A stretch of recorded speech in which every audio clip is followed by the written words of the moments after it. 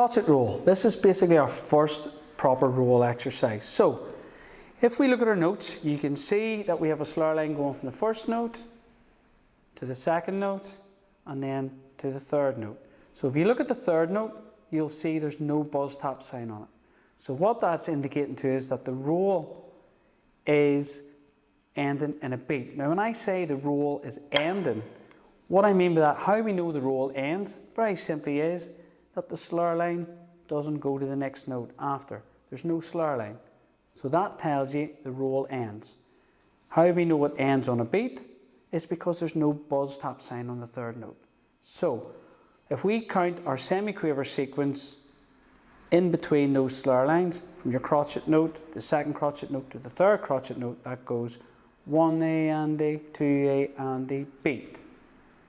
Then the next note after that is on the left hand, and again it's just a single tap because there's no slur line, no buzz tap, no nothing.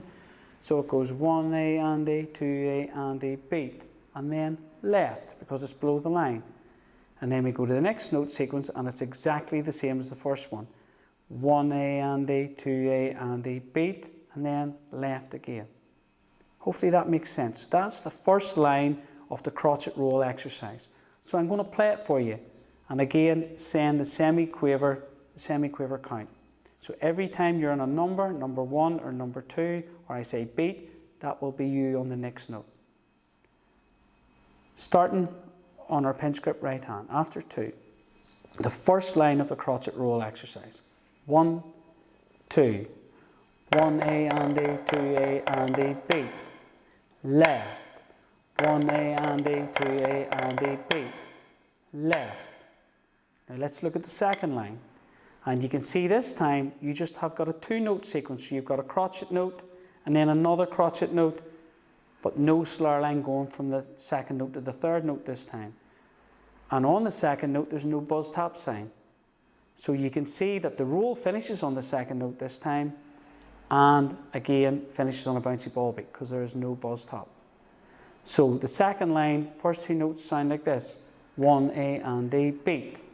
Go to the second bar, same thing again as you can see, 1A and A, beat. We go to the third bar and you can see all buzz taps. The first note in the third bar is a buzz tap and a slur line. The second note has a buzz tap and a slur line.